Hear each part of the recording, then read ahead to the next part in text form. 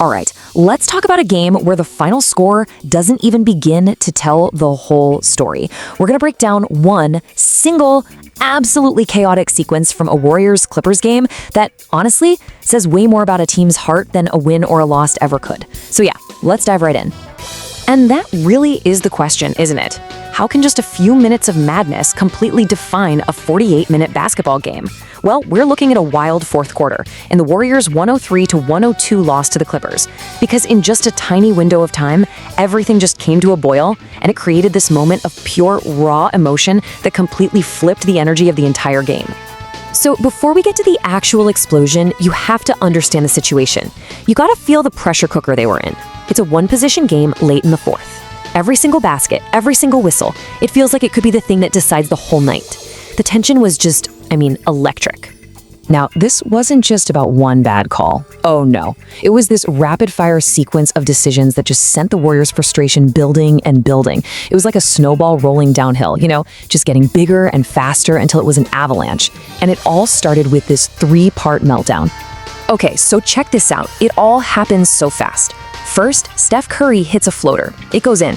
But wait, the refs wave it off. They say the foul happened before the shot. Okay, super frustrating. But then, literally seconds later, Gary Payton II goes for a layup, and it's a blatant goaltend. It hits the backboard first, but no call. Nothing. And that missed call leads directly to the Clippers running the other way, and who gets whistled for the foul? Steph Curry, his fifth. You can just see how each thing piled on top of the last, turning what should have been their points into an absolute disaster. And this, right here, it just perfectly captures the confusion from the players. You can almost hear the disbelief in Curry's voice. It wasn't just anger, it was this feeling like, wait, what are the rules right now? It's a play he's never seen called that way in his entire career. And here's the kicker. This wasn't just the team being salty. The officiating crew chief himself, Brian Forte, admitted after the game that they missed it. The official report said, yep, that should have been a goaltend. So that just validated everything the Warriors were feeling. They weren't just seeing things, they were right.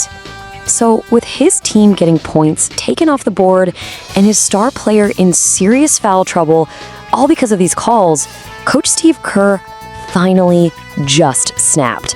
He decided, you know what? Enough is enough. And when I say he snapped, I mean he completely lost it. Kerr just unleashed all that frustration that had been building up right at the officials, creating this huge scene that brought the entire game to a screeching halt. Look, this was not a simple argument. He stomped out onto the floor, screaming, pointing, getting in the face of all three refs. It was a full-on confrontation, so much so that his own staff had to physically hold him back. The result was fast. 2 technical fouls, and he was gone. Ejected. So this is the really interesting part. What happens next? Your coach just got thrown out, the game's in total chaos. Does the team just crumble under all that pressure? Or do they find a way to rally?